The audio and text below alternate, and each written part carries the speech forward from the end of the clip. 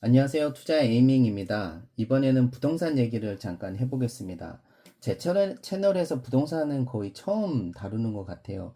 제가 과거의 영상에서 주식 투자하기 전에 집을 먼저 구매를 하고 그 다음에 주식 투자해라 라는 얘기를 잠깐 하기는 했었는데 그 외에는 부동산 얘기 처음인 것 같은데 지방의 정비 사업의 공사비가 굉장히 폭등하고 있다라는 부분을 좀 기사가 있어서 내용을 좀 말씀드리겠습니다.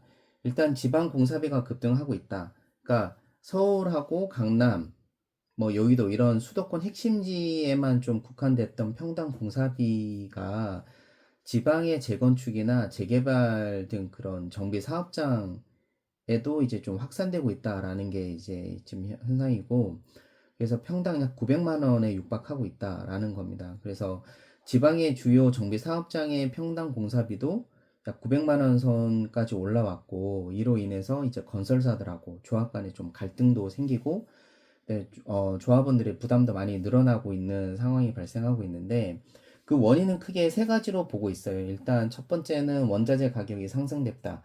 그러니까 미국하고 이란이 이제 전쟁이 생각보다 길어지고 있고, 그래서 현재 WTI 유가 자체도 거의 100불 선에서 이제 왔다 갔다 하고 있는 상황에서 건설 그 자재에 필요한 그런 나프타 이런 것들이 좀 원자재 가격이 이제 급등한 부분이 있고, 두 번째로는 단지 고급화하고 이제 하이브랜드를 선호하는 현상입니다. 그러니까 지방의 정비 사업을 추진하는 조합들도 그 단지를 좀 고급화하기를 원하고, 그리고 대형 건설사들의 어떤 그런 하이엔드 브랜드를 적극적으로 좀 도입하겠다라는 요구가 많아지고 있는 거죠. 결국 이제 왜냐하면 이런 것들이 이제 이루어졌을 때 이제 결국 이제 그 가격이 상승되는 부분들이 분명히 도움이 되니까 이런 것들을 좀 요구하고 있는 거고, 그 다음으로 보면 이제 건설공사비 지수라는 게 있는데 건설기술연구원에서 이제 발표하는 그 지수인데, 이게 현재 134를 기록을 해서 통계 집계 이래로 역사상 최고치를 지금 경신하고 있다고 합니다.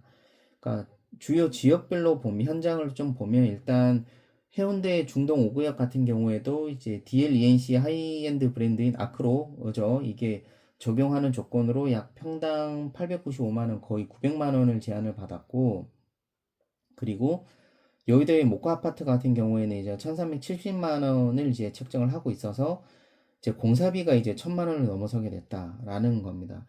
이게 결국 시장에 미치는 영향이 어떻게 되는지를 좀 살펴보면, 일단 조합원들 같은 경우에 조합원 분담금이 좀 굉장히 폭등할 수 있다라는 거죠.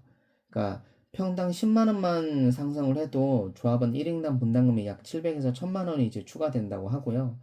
그래서 과거에 평당 500만 원 수준이었던 공사비가 900만 원으로 급등할 경우에는 이제 1인당 거의 뭐 수억 원에까지 분담금이 이제 증가할 수 있다라는 부분이고, 그리고 결국 이제 그 공사비가 증가한다라는 거는 결국 일반 분양가가 상승한다라는 것을 의미를 하니까 이 공사비 상승된 부분이 고스란히 일반 분양가로 전가될 거다.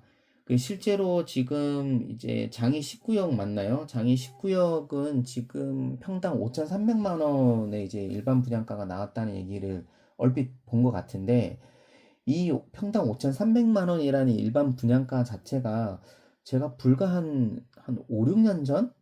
5, 6년 전인가 3, 4년 전에 강남 아파트, 그러니까 로또 아파트에서 분양을 했던 가격으로 그 수준인 거죠. 근데 그게 지금 이제 강북에서 분양하는 일반 분양가 가격이 됐다라는 부분이고요.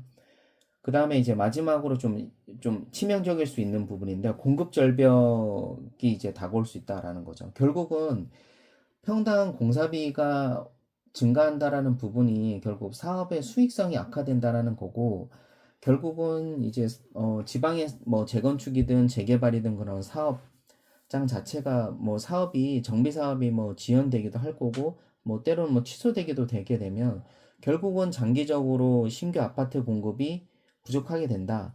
이로 인해서 이제 결국은 공급 부족이 이어지고 기존의 아파트 가격과 전세와 월세와 이런 전월세 가격이 좀 추가적으로 상승할 수 있는 그런 이제 영향이 좀 나타나게 된다라는 거고요.